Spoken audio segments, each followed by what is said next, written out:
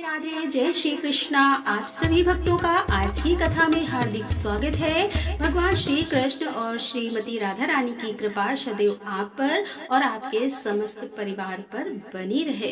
दोस्तों, आज माघ मास की तृतीया तिथि है और आज आप सुनेंगे माघ मास की कथा का तीसरा अध्याय। और अब भगवान श्री हरि विष्णु का ध्यान करके आज की पावन कथा का श्रवण करते हैं। श्री वशिष्ठ जी कहने लगे कि हे राजन, अब मैं माघ मास के उस महात्म्य को तुमसे कहता हूँ जो कार्तवीर्यार्जुन ने उनसे पूछा कि हे योगियों, मैं श्रेष्ठ दत्तात्रेय जी, मैंने सब धर्म सुने, अब आप कृपा करके मुझे माघ मास का महात्म्य भी सुनाइए। तब दत्तात्रेय जी बोले कि जो नारद जी से ब्रह्मा जी ने कहा था वही माघ महात्म्य मैं तुमसे कहता हूँ। इस कर्म भूमि भारत में जन्म लेकर भी जिसने माघ मास का स्नान नहीं किया उसका तो जन्म निष्फल ही गया। भगवान की प्रसन्नता, पापों के नाश और स्वर्ग की प्राप्ति के लिए माघ स्नान अवश्य करना चाहिए। यदि यह पुष्ट और शुद्ध शरीर माघ मास के स्नान के बिना ही रह जाए तो इसकी रक्षा करने से क्या लाभ है। जल में बुलबुले के समान और मक्खी जैसे तुच्छ जंतु के समान यह शरीर माघ मास के स्नान के बिना ही रह जाए तो यह मरण के समान है। भगवान विष्णु की पूजा न करने वाला ब्राह्मण, बिना दक्षिणा के श्राद्ध, ब्राह्मण रहित क्षेत्र, आचार रहित कुल, यह सब नाश के बराबर है। गर्व से, धर्म का क्रोध से, तप का, गुरुजनों की सेवा न करने से, स्त्री तथा ब्रह्मचारी बिना जली अग्नि से हवन और बिना साक्षी के मुक्ति का नाश हो जाता है। जीविका के लिए कहने वाली कथा अपने ही बनाए हुए भोजन की क्रिया, शुद्ध से भिक्षा लेकर किया हुआ यज्ञ तथा कंजूस का धन, यह सब नाश के कारण है। बिना अभ्यास और आलस वाली विद्या, असत्यवाणी, विरोध करने वाला राजा, जीविका के लिए तीर्थ यात्रा और जीविका के लिए व्रत करना, संदेह युक्त मंत्र का जप करना, व्यग्रचित होकर जप करना, वेद न जानने वाले को दान देना, संसार में नास्तिक मत ग्रहण करना और श्रद्धा बिना धार्मिक क्रिया, यह सब व्यर्थ है। और जिस तरह से दरिद्र का जीना व्यर्थ है, उसी तरह से माघ मास के बिना मनुष्य का जीना भी व्यर्थ है। ब्रह्मघाती, सोना चुराने वाला, मदिरा पीने वाला, गुरु पत्नी गामी और इन चारों की संगति करने वाला माघ स्नान से पवित्र हो जाता है। जल कहता है कि सूर्योदय से पहले जो मुझसे स्नान करता है मैं उसके बड़े से बड़े पापों को नष्ट करता हूँ। महापातक भी स्नान करने से ही भस्म हो जाते हैं। माघ मास के स्नान का जब समय आ जाता है तो सब पाप अपने नाश के भय से कांप जाते हैं। जैसे मेघों से मुक्त होकर चंद्रमा प्रकाश करता है, वैसे ही श्रेष्ठ मनुष्य माघ मास में स्नान करके प्रकाशमान हो जाते हैं। और काया अर्थात शरीर, वाचा अर्थात बोलने से, मनसा अर्थात मन से किए हुए पाप, चाहे छोटे हो या फिर बड़े, पुराने हो या फिर नए, सभी पाप स्नान से ही नष्ट हो जाते हैं। और आलस में जो बिना जाने ही पाप कर दिए जाते हैं वह भी नाश को प्राप्त हो जाते हैं। जिस तरह जन्म जन्मांतर के अभ्यास से आध्यात्मिक ज्ञान की प्राप्ति होती है, उसी तरह जन्म जन्मांतर के अभ्यास से ही माघ स्नान में मनुष्यों की रुचि होती है। यह अपवित्र को पवित्र करने वाला बड़ा तप है और संसार रूपी कीचड़ को धोने की पवित्र वस्तु है।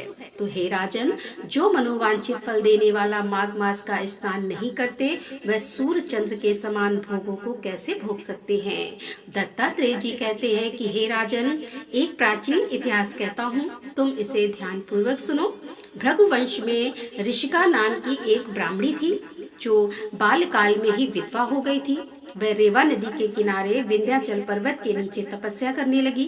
वह जितेंद्रिय, सत्यवक्ता, सुशील, दानशीलता तथा तप करने के देह को सुखाने वाली थी। वह अग्नि में आहुति देकर उर्वती द्वारा छठे काल में भोजन करती थी।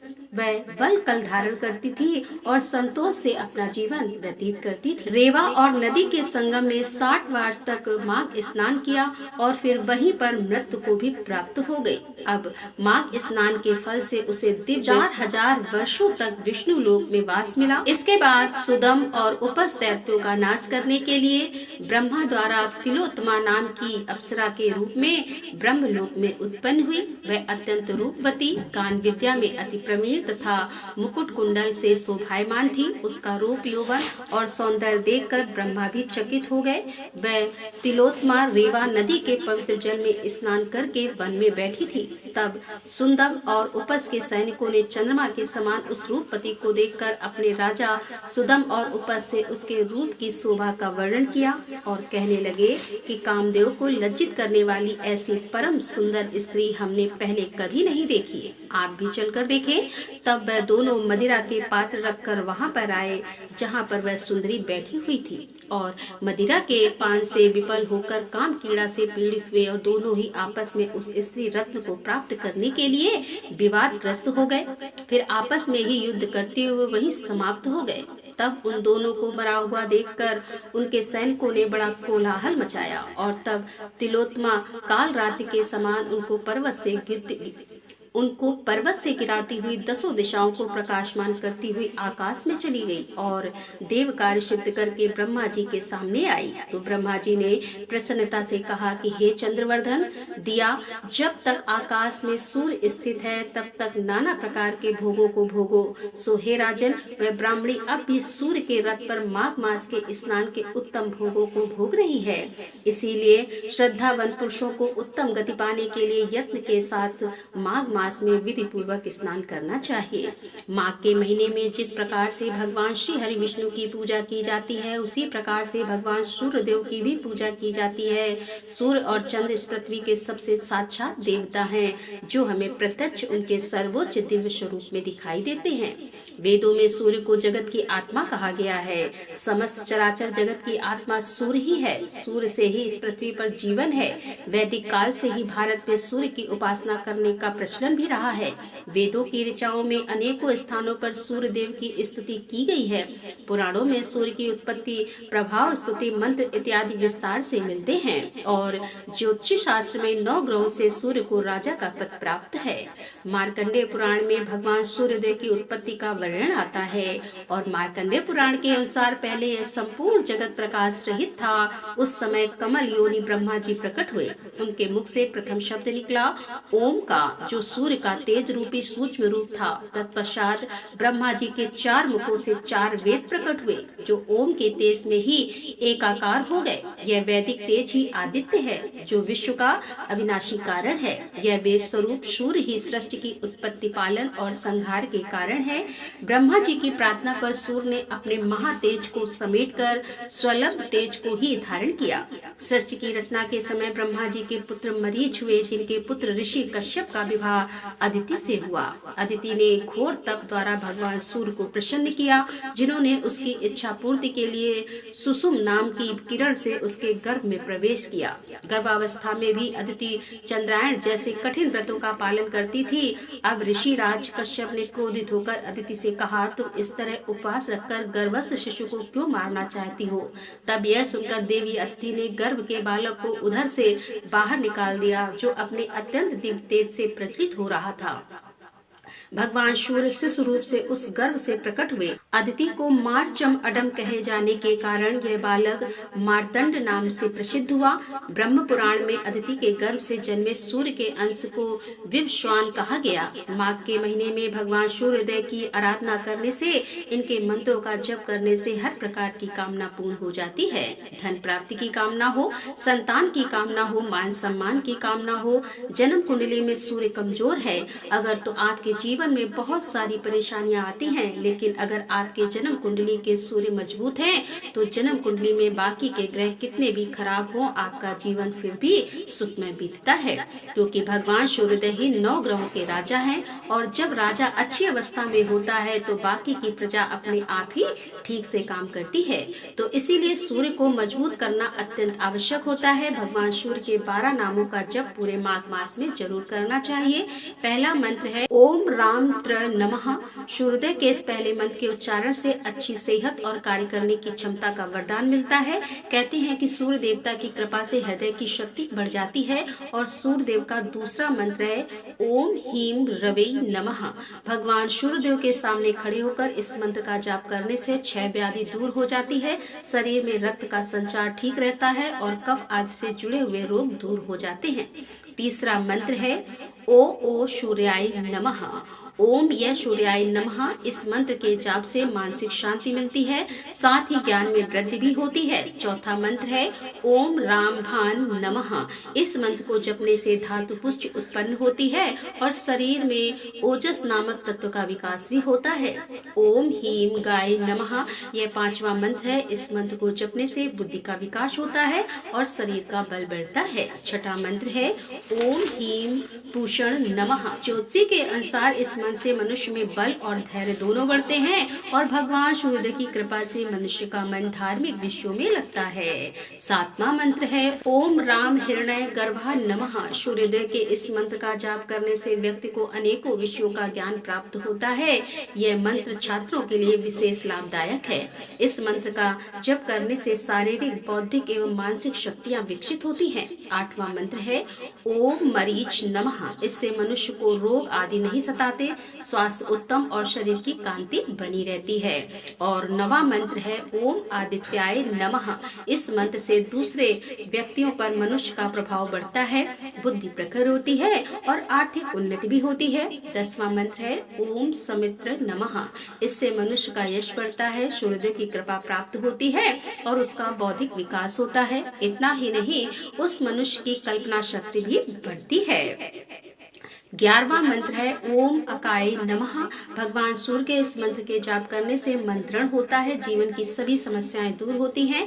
वेदों के रहस्यों और विभिन्न शास्त्रों के रहस्यों को जानने के लिए मंत्र बहुत लाभदायक है। 12वां मंत्र है ओम भास्कराय नमः।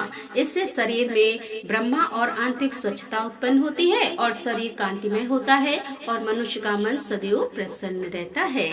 रविवार के दिन भगवान सूर्योदय की कृपा पाने के लिए उन्हें नियमित रूप से अर्घ देकर इनमें से किसी भी एक मंत्र का जाप कर सकते हैं। चाहे तो आप 12 मंत्र का जाप आप प्रतिदिन भी कर सकते हैं। इससे सुख, समृद्धि और अच्छी सेहत का वरदान मिलता है। भगवान सूर्योदय जो कि आत्मा के कारक हैं, उनकी पूजा करने से वंश वृद्धि होती है। तो जिनको भी संतान की प्राप्ति में बाधाएं आ रही हैं, वंश की वृद्धि रुकी हुई है, उन्हें भगवान सूर्योदय की पूजा नियमित करनी चाहिए। भगवान सूर्योदय की पूजा के लिए आपको एक तांबे का पात्र लेना होता है। उस पात्र में आप गंगा जल डाल सकते हैं या फिर सिर्फ शुद्ध जल से भी उस पात्र को भर सकते हैं। उसमें थोड़ी सी हल्दी, थोड़ी सी रोली, थोड़ा सा अक्षत, थोड़ा सा गुड़ और एक लाल फूल डालकर भगवान सूर्यदेव को जल दीजिए।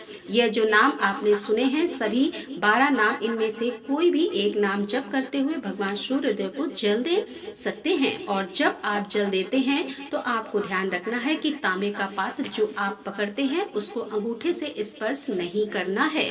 शास्त्रों में कहा गया है कि अगर हम भगवान सूर्यदेव को जल देते समय उस पात्र को अंगूठे से स्पर्श करते हैं तो इसे रुधिर अर्थात रक्त के समान माना गया है। इसीलिए अंगूठे को दूर रखकर बाकी उंगलियों के सहारे से तांबे के पात्र को पकड़कर और भगवान सूर्यदेव को जल देना चाहिए।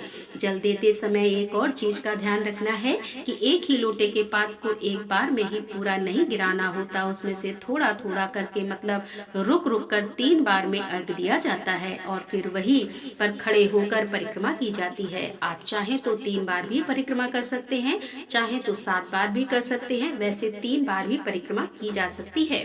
बहुत से भक्त हैं जो कि कहते हैं कि 7 बार परिक्रमा करनी चाहिए। बिल्कुल कर सकते हैं, लेकिन अगर आपके पास इतना समय ना हो तो सिर्फ 3 बार परिक्रमा कर लीजिए। परिक्रमा कैसे करना है? जिस स्थान पर आप खड़े होकर जल देते हैं उसी स्थान पर क्लॉकवाइज घूमकर और 3 बार परिक्रमा कर लीजिए। भगवान सूर्यदेव को नमस्कार कीजिए और उनसे प्रार्थना कीजिए। अच्छी सेहत के लिए, अच्छे स्वास्थ्य के लिए, अपने परिवार की सुरक्षा के लिए, किसी भी प्रकार की कामना को पूर्ण करने के लिए भगवान सूर्यदेव को जल दे सकते हैं। माघ मास का महीना विशेष रूप से भगवान सूर्यदेव की पूजा के लिए, भगवान विष्णु की पूजा के लिए और गंगा माता की पूजा के लिए ही जाना जाता है। तो इन तीनों देवताओं की पूजा अगर प्रतिदिन हम करते हैं तो इससे हर प्रकार की परेशानी से मुक्ति मिल जाती है। तो माघ मास की कथा का आज का अध्याय यहीं पर समाप्त करते हैं। इसके आगे का वृतांत आप कल की कथा में सुनेंगे। मिलते हैं इसके आगे की कथा के साथ। तब तक के लिए राधे राधे। जय श्री कृष्णा। हर हर महादेव। जय भोलेनाथ की।